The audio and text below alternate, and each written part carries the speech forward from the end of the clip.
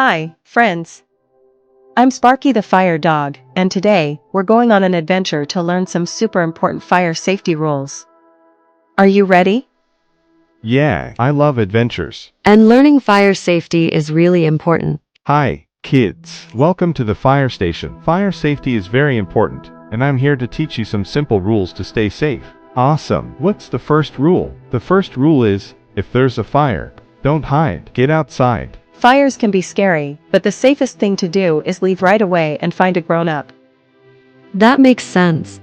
Never hide under beds or in closets, right? Exactly, Susie. Now, let's learn another important rule. If your clothes ever catch fire, don't run. Instead, remember these 3 words: stop, drop, and roll. Watch me.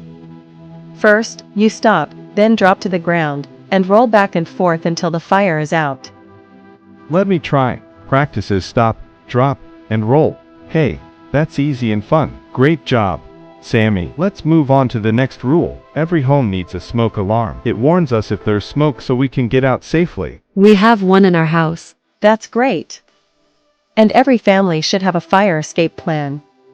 Do you have one? Oh, I don't think so. No worries. Let's make one. Find 2 ways out of every room, and have a safe meeting place outside. And remember, never go back inside for anything. Even for my toys. Even for your toys. People are more important than things. Wow. We learned so much today. Let's review. 1. If there's a fire, don't hide, get outside. 2. If your clothes catch fire, stop, drop, and roll. 3. Smoke alarms help keep us safe. 4. Have a family escape plan and a safe meeting place.